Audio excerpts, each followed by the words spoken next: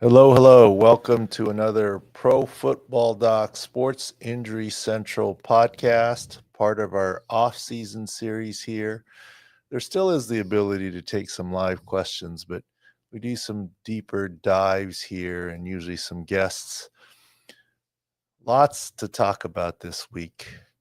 Combines is huge.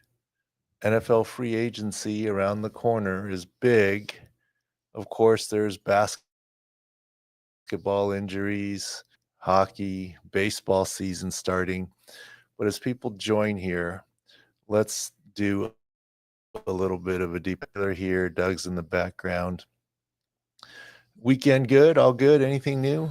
Weekend's good. Just dealing with the fiance's pregnant, so Yeah, congratulations. battle. Some college friends in town. A little mini reunion of freshman dorm mates. Harvard reunion. I saw the other picture. Harvard reunion. Yeah. I guess these guys, I'm going to be safe here. They're good friends. They never are going to listen to the podcast. They're not big You're sports safe guys. on that. Okay. So they met the family, and my daughter was they wanted to come to my daughter's field hockey on Friday. It was nearby. I was like, I got to go. They're like, we'll go. I'm like, okay. I told my daughter, Dylan's the 12-year-old going on 17. She's rolling her eyes. And I said, don't worry, we won't embarrass you. I said, there's 5 of us, so we're going to each paint a letter on our chest, D-Y-L-A-N. And Davis, her twin brother, says, and I'll be the exclamation point. And she's rolling her eyes. She kind of knew I wasn't doing that. But we show up there, and then afterwards, she goes, she didn't even tell me. She tells my wife, those are Dad's classmates or whatever. They're so old. They're a bunch of grandpas. And I was like, hello. And she goes, yeah, at least Dad's cool. He goes to Vegas and he gambles and other things. I'm like, I don't know what the definition of cool is. But, and not a grandpa, I guess, is a key part. Well, I guess not a grandpa is the key part. But I was like, okay, I'll take it. And she's met some of my other Harvard friends, the ones that played water polo, like we stay in Hawaii. And he's like, I thought it was Uncle Dave coming and this, that, the other. He's cool. These guys are like, I've got different sets of friends. You had the athlete friends, and then these are your dorm friends. Yeah, so exactly. I was like, I was actually proud of this. Oh, my daughter had even though she rolls her eyes at me at the dad jokes, there's a little bit of respect there. But anyways, is there people in the same field as you or the dorm, or is it they all did their own? No, this stuff? Is freshman dorm. Stuff. Yeah, all different stuff. Yeah, a couple were doctors though. Okay, they're great. Love them, and they're more intellectual than some of the other friends. It is what it is. It's all good. It's all good. We had fun. Anyways, so let's talk about combines first, and then we'll talk about free agency, maybe hit on a big Kirk Cousins take. We can talk about Wemby and other stuff. Absolutely. But let's talk about combines. This is combine week. Breaking news. The combine is no longer the same. Look, I've been to 20 of the combines. We used to call it Groundhog Day. Another day, another thing, same thing every year. It has changed markedly over time. The physical is still the most important part of combines, and every GM will tell you that. But the way the physicals are done has now changed.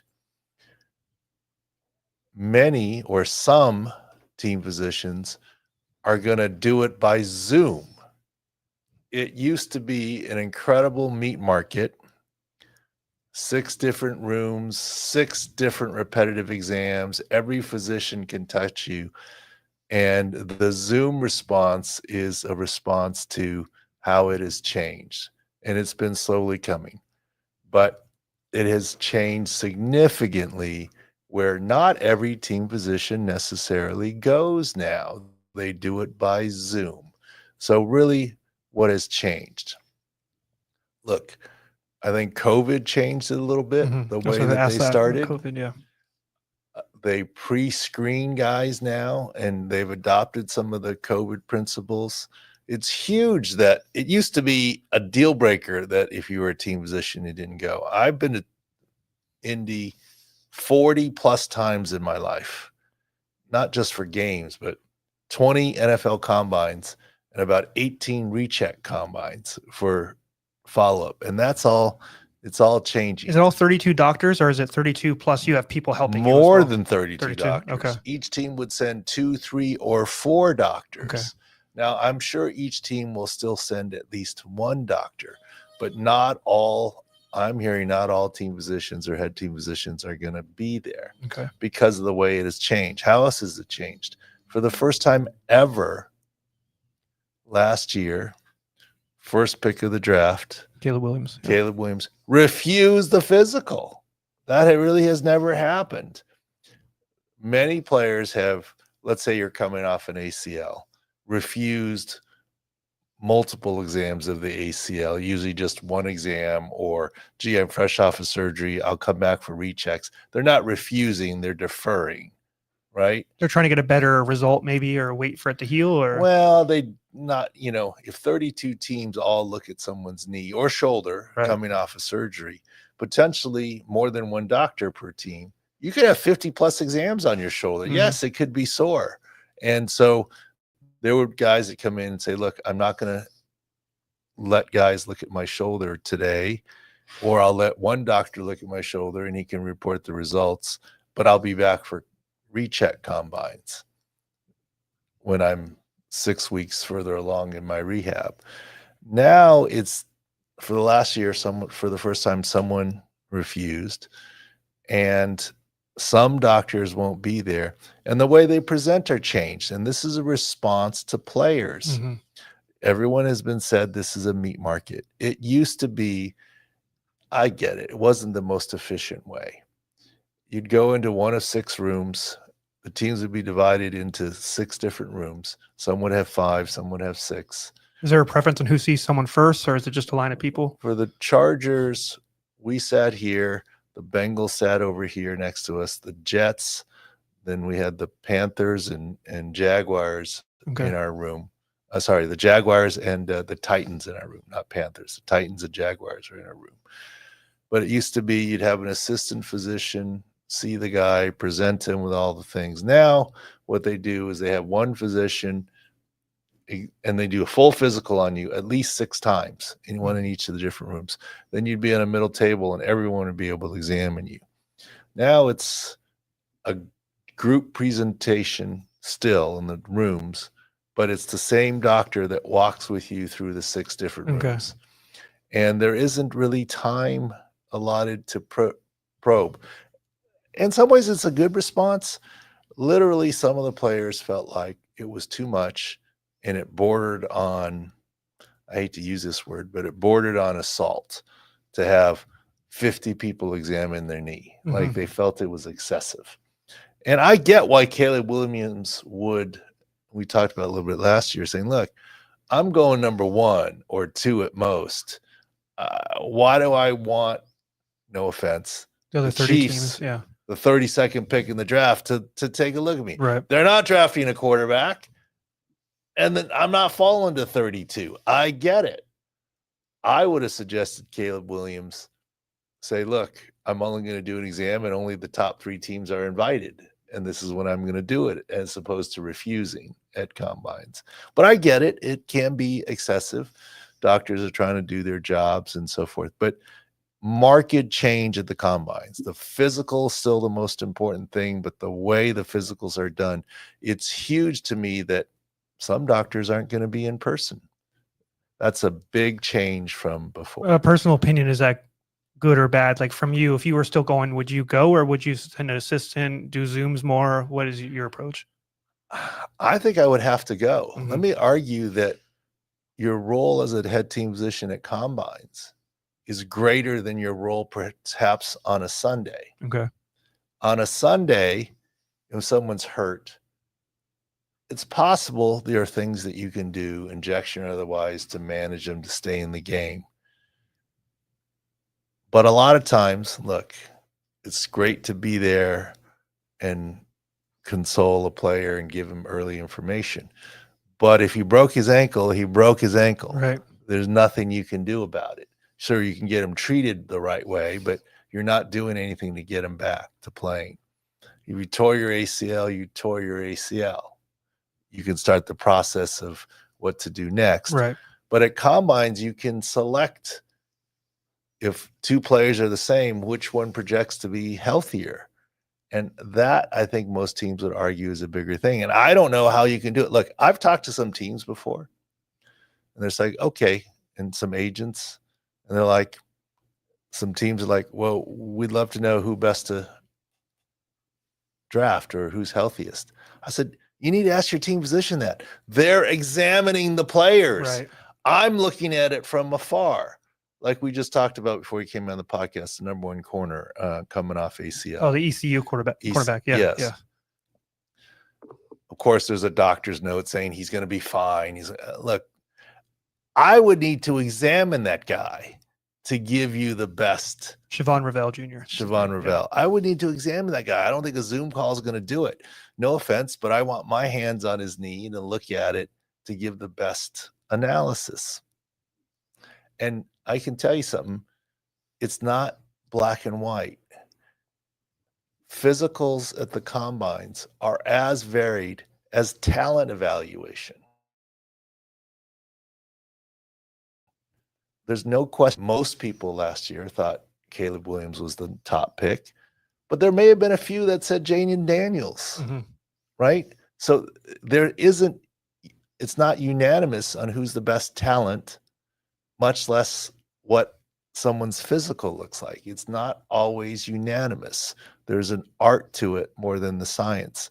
And I relied on that a lot, positionally and otherwise. I don't see how I could be a head team physician effectively and not put my hands in person on certain players, not touching everyone. I get the quote assault thing where, this guy really doesn't have anything and what's the big deal kind of thing. And to not. But you need to check everything. Even if you read something that he had a knee thing a couple years ago, you have to look at it, right? That's like. Well, I'll tell you, for example, we talked about Antonio Cromartie before. He technically failed the physical because he wasn't ready coming off his ACL. Right. But based on the exam, when the team asked me, I said, well, he's going to be fine. He may not be fine week 1 of this season, and currently he fails the physical. But long term, he projects to be fine. And it ended up being a first-round draft pick for us that overall had worked out. And so I think the hands-on portion, look, if you're just doing it by reports, then I should be as good as a team physician that's in the room examining them. I'm not. I'm from afar. And that's what I told some executives when they said, well, can you help us with this? I said, yeah, if you want to send me there and I'll do the hands-on exam, but you should rely on your team physicians. That's what they're there for. That job is this combine thing. So I think it's huge. The combine physicals literally have to be watered down if they're able to get away with Zoom, or it's groupthink, trusting the big picture. I remember a situation. Look, would a scout or GM ever trust 2 or 3 scouts to just write a generic report and this is what we'll accept as his draft grade? No, they want their eyes, their own scouts, their personal eyes. This is why GMs go to the workouts, right? The same thing. Well, look, you can Zoom Shiloh Sanders' workout, or do you want to be there in person? Right. You can Zoom the physical and the information, or do you want to be there in person? I guarantee you all the top GMs will be at Shador. Yeah. It's not Shiloh. His brother. Yeah. Well, Shiloh will work out at the same time. Yeah. They'll be at Shador Sanders' pro day workout. The top GMs will all be there, and coaches in person. They're not going to rely on Zoom. Now, can you get most of the way there on Zoom? Yes. All the way there? This is the same thing with the physicals. So it's a huge change for the combines over time in terms of what's happening. But it's still about the physicals, number one. Probably next is about the interviews, because you get the short interviews in person. How they are, yeah. Which then elevates the importance of the 30 visits. You can do physicals again on the 30 visits. The workout overall is the least important part because they're all going to have a pro day, etc. This reminds me of a situation a couple years ago, Doc. There was 2 defensive ends that were clear. One was injured, one was not. Remember Tyree Wilson and Will Anderson? I feel like from afar, we had a clear take on if you liked them both, but one was injured, you should be taking Will Anderson, right? And I remember his pro day. I think they saw that at Tyree Wilson pro day, he's not ready. You can visually see it. So then you jumped, and Will Anderson was able to be picked. Well, right? that is an example where we said all along, if the talent evaluation is Will Anderson and Tyree Wilson are the same or close to each other, right? Based on medical history, from what we see from afar, clearly Will Anderson is the pick. And my guy in Houston, I forget his name. Jacques? No. He used to play D-line in Houston. Seth Payne. Oh, Seth Payne, yes, yeah. Seth Payne said, he credited, like the previous Super Bowl credited me, saying, I was saying they were going to take a quarterback, CJ Stroud, and Tyree Wilson. But after listening to our stuff, said it would be CJ Stroud and Will Anderson. Yes. And obviously Will Anderson has the much better early career than Tyree Wilson because of the foot issue. That was something that seemed clear to us from afar. But imagine how much better you are if you would have examined him. Exactly. Right? That's what I was trying to get to. Yeah, I mean, like I'm reading the tea leaves from afar. And I promise you, no, I'm not going to combines this year. Every year I think about going, but it would be inappropriate, and the league should not allow me to go into the medical exam rooms. And then if I were to go to the medical exam rooms, then I wouldn't be able to say anything because it would be unfair to players and agents to go, oh, well, this guy's foot is a problem because I examined him. That would be bad. I would not go into that area, would not want to violate that. The same token, I don't call up guys and say, hey, who you worried about, what you got. I just don't do that. Would hang. You said most people, if you ask like, oh, what's up with Burrow's thumb, they would just hang up the phone on you. That's not how your I would never ask that. I mean, quite honestly, behind the scenes, I knew more about that issue than I let on here because I feel it was unfair. Right. Remember, we deal in insider knowledge, not insider information. Big difference. Insider knowledge of what stocks are good is good for you. Insider information, that's get you clink, in trouble. Clink. Yeah, exactly. And so we don't do that. Yes. So that's why no combines. But it's a big change that some doctors are not even going, and they're doing it by Zoom. Now, maybe it improves the efficiency of the overall, but I don't think you can get the full flavor. Right. Just think of it. Is that GM not going to go see Shedeur Sanders in person and just rely on film? No, they want to go see him, right? Same thing for the doctors. So I think it's very interesting that things have shifted and changed, or gradually shifted and changed a little bit. Doc, one of the things I noticed though, a lot of injuries come out after combine. Like people like the last couple of years, I've seen Cole McKistry, cornerback for the Saints, had a Jones fracture that they found during the physicals. Anis Smith, wide receiver, they found a stress fracture in his shin. Are those things, do you think they're going to not able to find as much because they're not taking the time?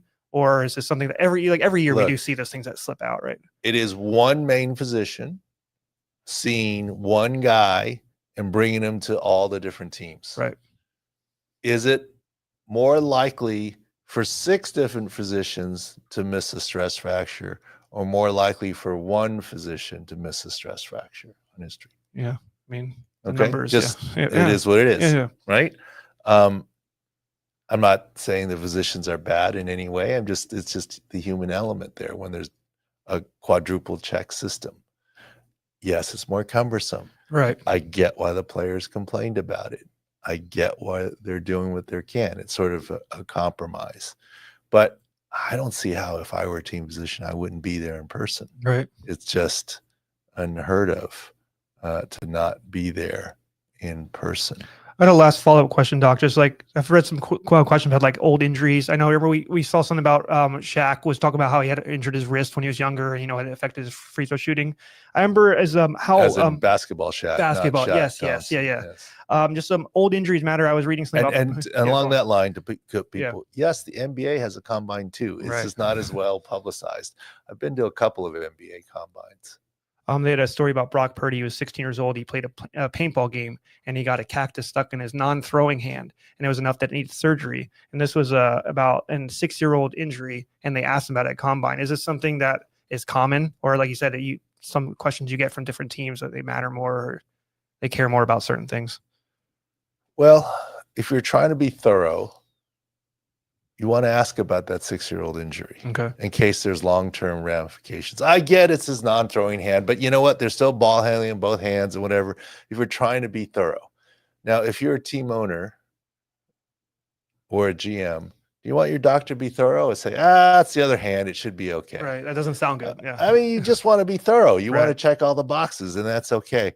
I remember, I don't think Ross won't care. When I first met Ross Tucker, I love Ross, right? Been on his podcast, saw him at Super Bowl. Mm-hmm. He didn't like me, and I had forgotten this.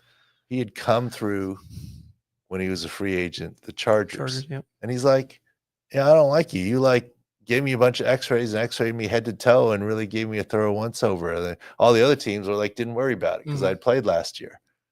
And I said, sorry, Ross, but this is an era before shared electronic medical records. And he said, yeah, but other people already did that. You didn't trust them. I'm like, but we don't have shared record system. Now, if you were a team owner, you want me to be thorough like I was? Or I get from a player's perspective, you didn't like me at the time. Why am I doing all this again? Yeah. But I don't have access to it.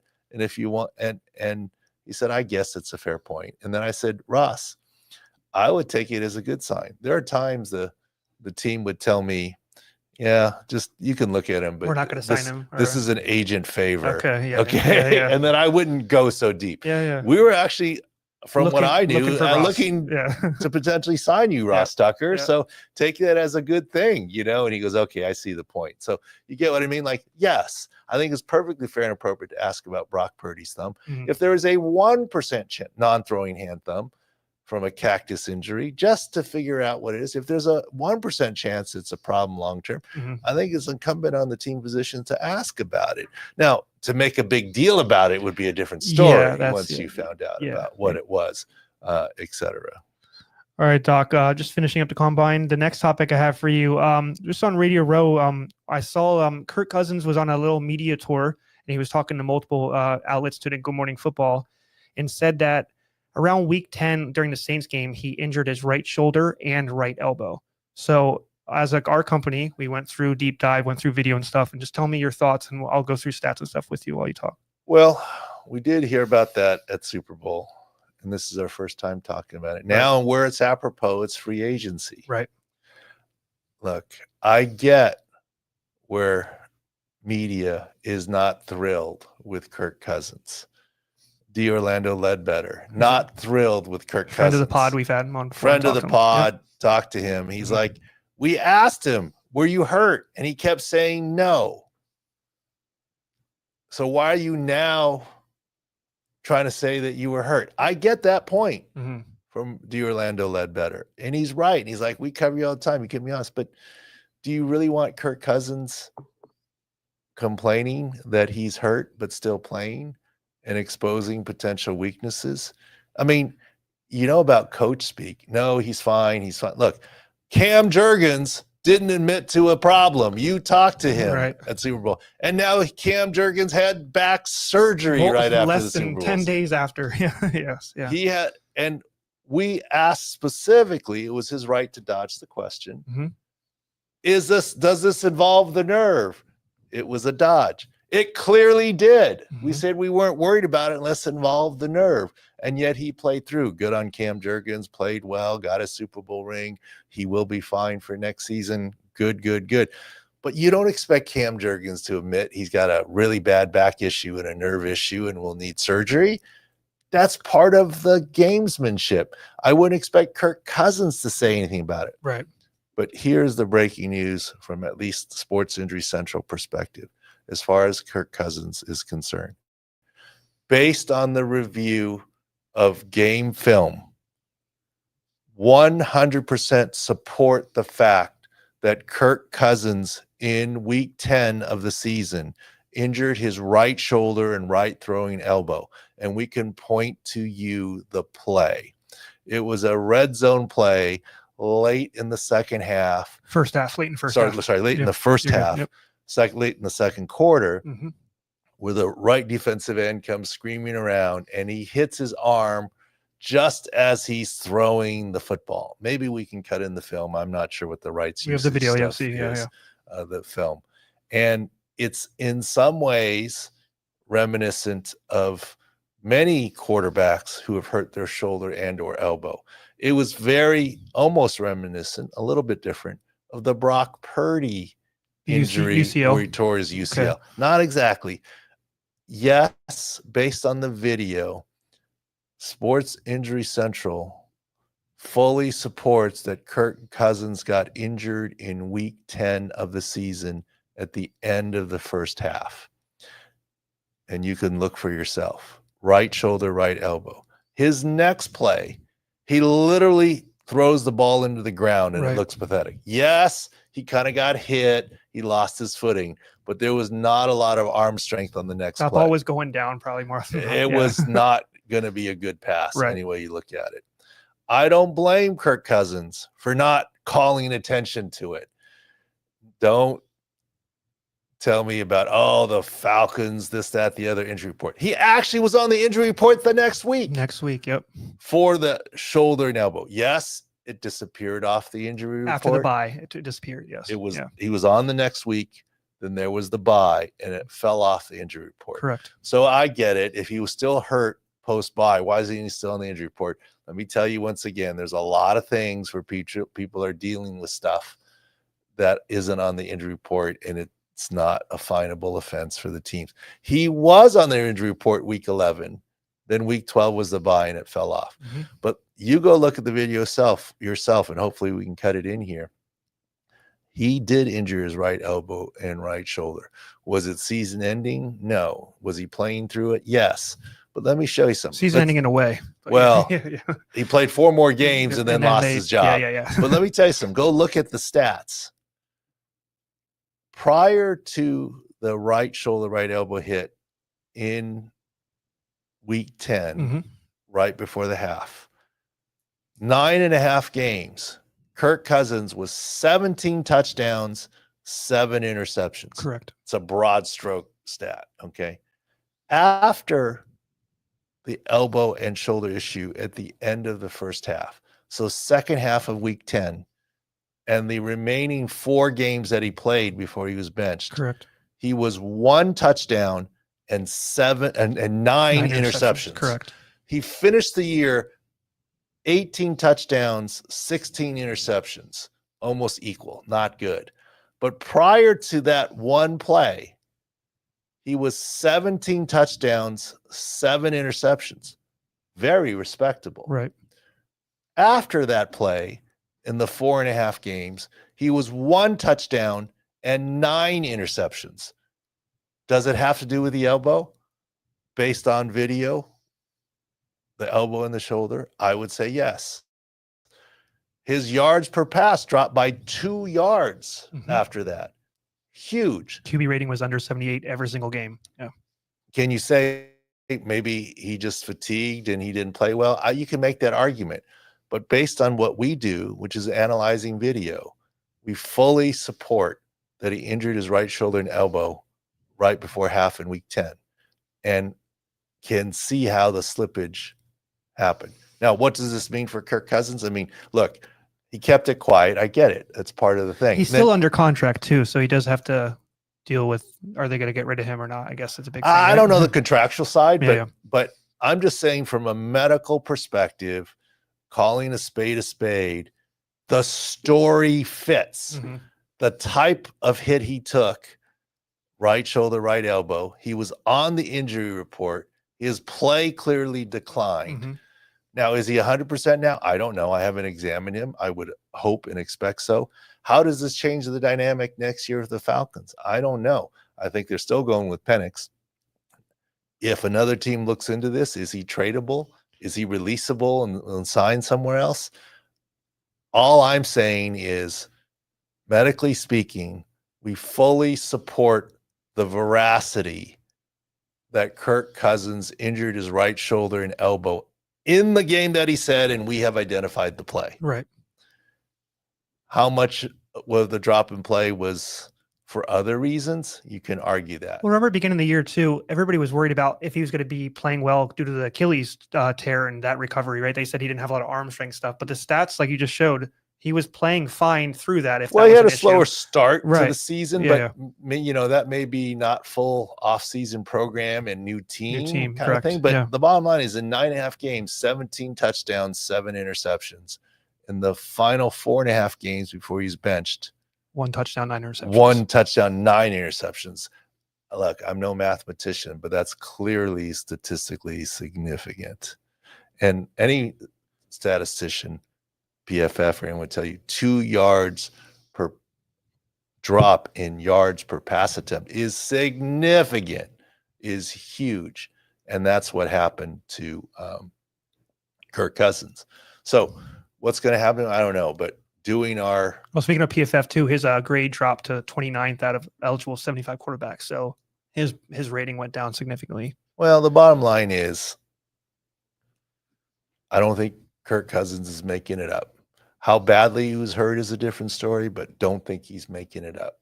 And we've identified it all, and it passes our scrutiny that what he's saying is actually real. And the stats, here. like you said, the stats correlate with the stats correlate, the timing, the mechanism of injury, mostly if you look at the video. So I don't know Kirk Cousins. I don't have any skin in the game here,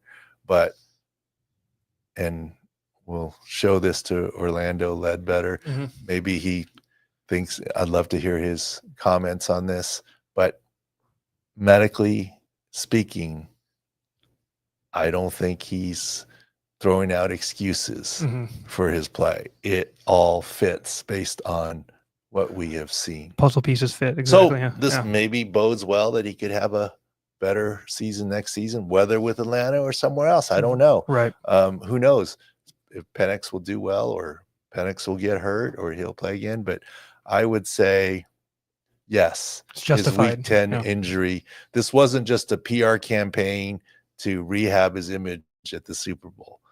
Maybe it was, but what he's talking about is not made up. That's all we're saying.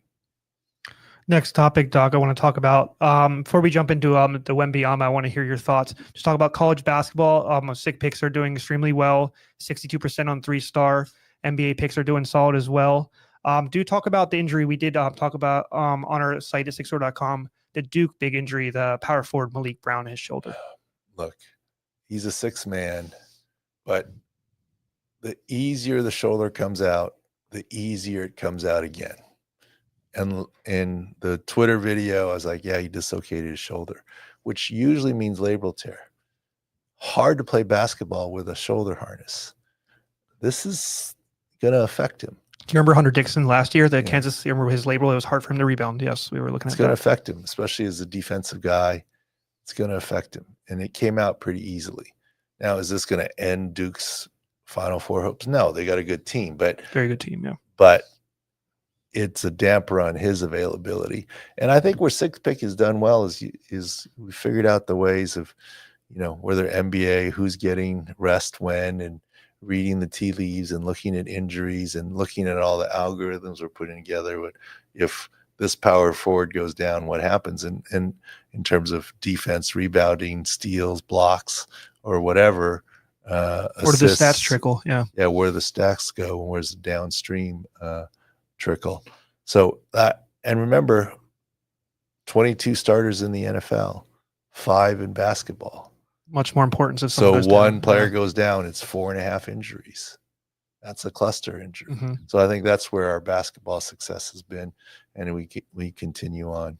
All right. Yep. So speaking of basketball, one of the bigger injuries of the whole season just happened this weekend. Victor Wembanyama is dealing with a blood clot in his shoulder, right vein thrombosis.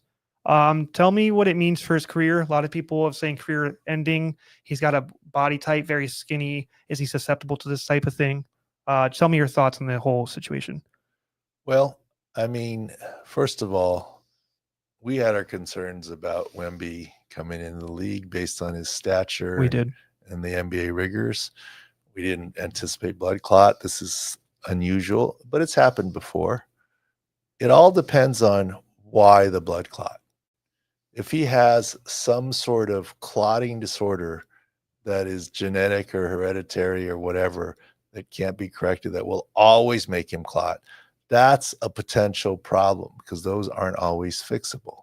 If the clot happened like Brandon Ingram because he's got thoracic outlet and an extra rib, surgery fixes that. And I'm not saying he's going to need surgery. If it's just a spurious thing because he's tall and whatever, there are some ways to treat it. His season is done because it's so late in the season. There isn't that much time. We're almost to March right now. Usually it's 3 months of anticoagulation. Less than 30 games left. Yeah. So if this happened week 1, they wouldn't have declared him done for the season. But unless there's some unusual cause to the DVT in the upper extremity, I expect him to be back fully and normal. We've seen examples in basketball, football, and other sports. Lester Thompson from Houston Rockets, he came back this year after missing the second half last year. Everyone points to the Chris Bosh. Yes. Yep. Different point in the career, different risk profile, money profile. And, basketball is still a contact sport, and it's hard to play on anticoagulation blood thinners, more bleeding. It's not football. I get it. Football, I don't call a contact sport. I call it a collision sport. But basketball is still a contact sport. Right. It's not tennis. It's not golf. It's not baseball. For the most part, baseball is a non-contact sport. But basketball is a contact sport. And so the bleeding potential is a concern. But barring something very unusual, expect a full normal return for Wemby for next season after 3 months of anticoagulation and appropriate treatment and correcting the root cause of what caused the DVT. So that at least is good news. We had, remember on football, the Patriots D lineman, Christian Barrymore, he had it so early in the offseason, it was like August, that he was able to come back before the year ended. That's around like a 6 months, 4 months. David Andrews had one. He missed a long time, more than Barrymore. But yeah, like you said, all those players have come back. One I remember from outlet syndrome, Steven Strasburg, San Diego State, the Washington Nationals pitcher. He had one, and then it got worse and worse. So that's something that's just a little bit different, right? The outlet syndrome, but. Well, that's more related to the thoracic outlet and his neurogenic syndromes as well as vascular. Yeah, like a stress fracture and started getting a little bit different. So the first thing is the diagnosis and as to why. All right. So we were going to get we'll get him on later. Dr. Bob Anderson, foot and ankle guy, is going to say he's not doing surgeries anymore. He's agreed to come on the podcast, but he's headed to his 28th combine today. Is he doing official stuff or a consultant like he normally does? A little bit of both. Both, okay. And the public schedule is D lineman. I had it for you, yeah.